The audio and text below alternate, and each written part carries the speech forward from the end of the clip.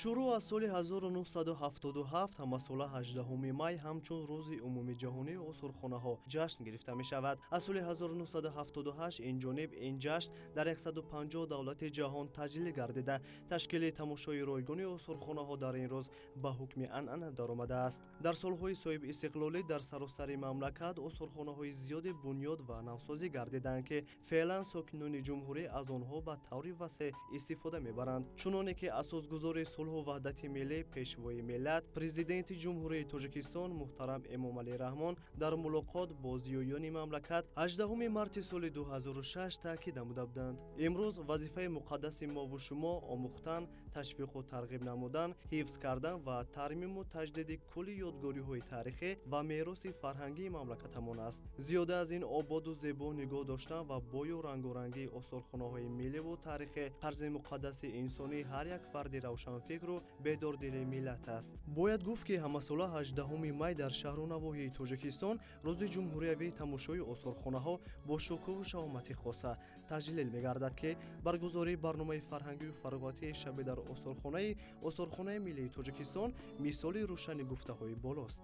ҳамасола осурхонаи миллӣ бо мақсади ҷалби таваҷҷӯҳи ҷомеа ба мероси таърихию фарҳангии кишвар, тақвияти ҳисси ватандӯстиву худшиносии миллӣ ва бедор намудани ифтихори ватандорӣ дар ниҳоди насли наврас барномаи фарҳангию фароғатии шаби дар осурхонаро баргузор менамояд. имрӯз бинои осурхонаи миллии Тоҷикистон як фазои иднораро касб кардааст, зеро имрӯз рӯзи байналмилалии осурхонаҳо буда. осурхонаи миллии Тоҷикистон шуруъ аз соли 2013 ҳамасола чорабинии байналмилалии шаби дар осурхонаро таҷлил менамояд.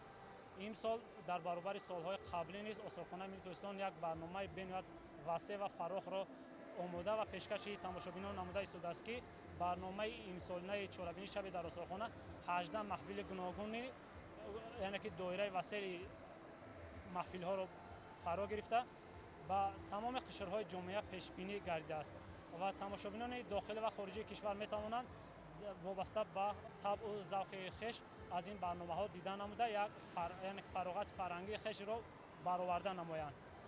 имсол осурхонаи миллии Тоҷикистон намоиши чорабинии байналмилалии шаби дар осурхонаро зери унвони осурхонаҳо марказҳои фарҳангӣ, анъанаҳо барои оянда таҷлил менамояд, ки ин яке аз унвонҳои байналмилалӣ буда бори нахуст аст, ки осурхонаи миллии Тоҷикистон зери як унвони муайян чорабинии шаби дар осурхонаро баргузор менамояд. баргузор намудани иқдоми шаби дар осурхона бори аввал соли 1997 аз шаҳри Берлини Германия оғоз шуда, баъдан соли 1998 дар Франсия, Англия ва Россия баргузор гардид. ин иқдом дар ҷумҳурии Тоҷикистон бори нахуст баъд аз ифтитоҳи бинои нави муассисаи давлатии осурхонаи миллии Тоҷикистон дар соли 2013 тибқи анъанаи касбӣ баргузор мегардад.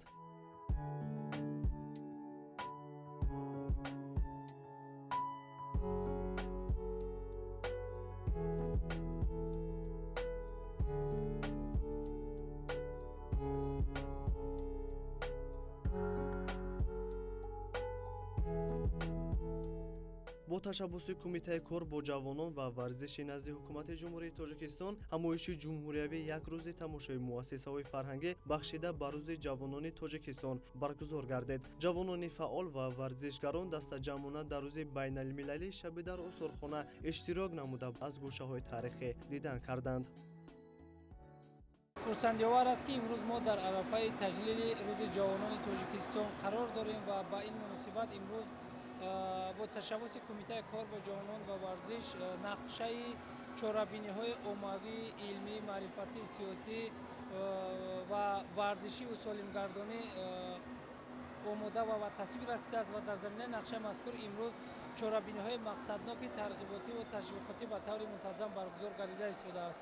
ва бояд бигӯем, ки чорабиние ки имрӯз бештар чеҳраҳои варзиш ва фаъолҷавонони шаҳру ноҳияҳо ҷалб карда шуданд, онҳо аз марказҳои таърихиву фарҳангии пойтахти азизамон шаҳри Душанбе боздид карданд. тибқи нақшаи таҳия гардида иштирокчиёни чорабинӣ ба осурхонаи миллие ки мо қарор дорем ширкат оварданд, ташриф оварданд ва дар осурхонаи мазкур иштирокчиён пеш аз ҳама аз ёдгориҳои таърихӣ аз умуман он гӯшаҳои беҳтарини фарҳангиву фароғатӣ و اون گوشه هایی که پیش از همه تاریخ بوی مردم تاجیک در آن تجسم یافت بازدید کردند، آشنایی پیدا کردند و چورابینی امروزه بار دیگر برای باز هم معرفی کردن تاریخ و فرهنگ بوی مردم تاجیکمون مساعدت بسیار فعال نمود.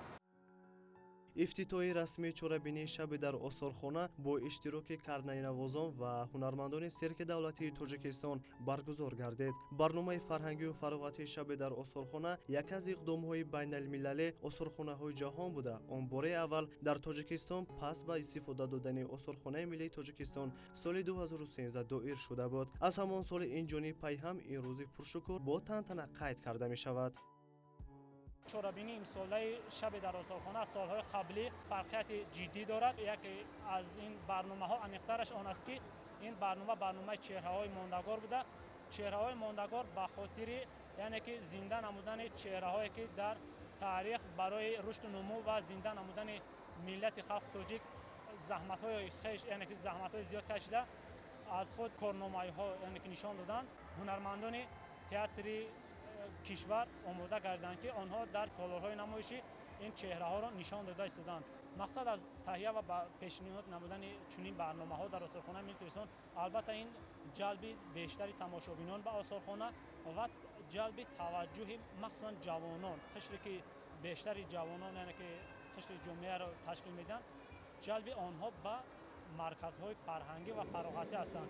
زیرا برگزار نمودن چنین برنامه‌ها و چورابینی‌ها یکی از عامل‌های مهم جلب که قشر جوانان کشور و استارخانه‌ها میباشند، چون که استارخانه‌ها مرکزهای هستند که در آنجا عاید به گذشته خود معلومات‌های ضروری گرفته، از گذشته و فرهنگ نیاگان خش معلومات‌های ضروری را گرفته بهر رشد و نمو منبعد کشور سهمگذار خواهند گردید.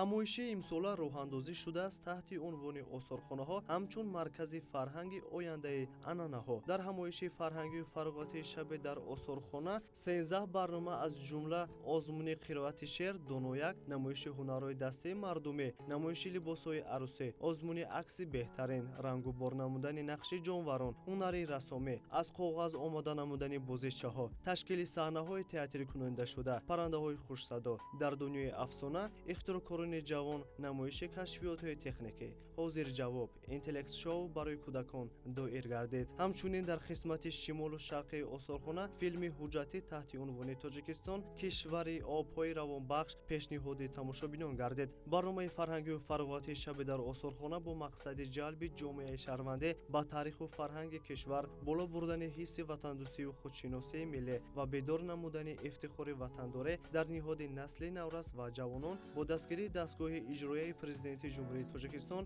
мақомоти иҷроияи ҳокимияти давлатии шаҳри Душанбе ва дигар марказҳои ҳунарию илмӣ роҳандозӣ шудааст.